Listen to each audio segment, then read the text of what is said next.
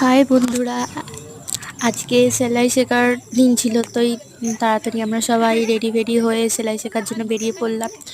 আর ওই সামনে একটা বান্ধবীর জন্য ওয়েট করছিলাম, দিয়েও চলে এলো। দিয়ে আমাদের এই যে আমাদের নৌকো পার হচ্ছি, সরি এটাকে কি বলে জানি না, খেয়া পার হয়। দিয়ে এই যে দিদির বাড়ি চলে এসেছি আমরা সবাই।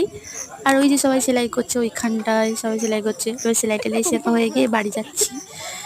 সবাই রেডি হয়ে গেছে, সবাই বেরিয়ে পড়লাম।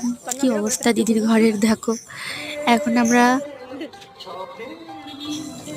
রথ দেখতে যাচ্ছি, তাই সবাইকে বললাম চল একটু বাজার থেকে ঘুরে আসি। বাজারের মাঠে তো রথ এসছে, সবাই চলেও গেছে, ভালোই ভিড় হয় এখানে। তাই বললাম তাড়াতাড়ি চল, তাড়াতাড়ি হেঁটে হেঁটে যাই। দিয়ে চলে এলাম এই যে এখানে রথ। এখানে দেখছি সবাই মানে প্রচুর ভিড় হয়েছে। আর এখানে বৃষ্টির জন্য এত কাদা হয়ে গেছে, মানে কি বলবো, মানে দাঁড়ানোও যাচ্ছে না, কাদায় পা ঢুকে যাচ্ছিলো। দিয়ে ওরা সবাই বলছে এই কাদার মধ্যে এখন দাঁড়ানোও সম্ভব নয়, আর এত মেঘ করেছে। আমরা বলছি চল সবাই এবার বাড়ি চলে যাই, কি করবো। দিয়ে বাড়ি চলে যাওয়ার সময় দেখছি এখানে একটা ছোট্ট রথ, দেখতে কি ভালো লাগছে, কি কিউট রথটা। আমার তো খুব মনে ছিল একটু ধরি। দিয়ে কী করবো, সবাই মিলে হাঁটতে হাঁটতে হাঁটতে বাড়ির দিকে চলে যাচ্ছি।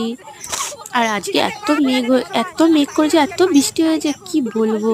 রাস্তায় প্রচণ্ড কাদা। আর এরা বলছে কি চল চল তাড়াতাড়ি, এবার জোরে নামলে বৃষ্টি, তাহলে আর হাঁটতে পারবো না। আর এমনিতে কেউ ছাতা আনেনি। দিয়ে এই করতে করতে সন্ধ্যে গেল, আমরা সবাই বাড়ির দিকে চলে এলাম। আজকে আমার এখানে ব্লগটা শেষ করলাম। আর তোমরা সবাই লাইক সাবস্ক্রাইব করে দিও প্লিজ।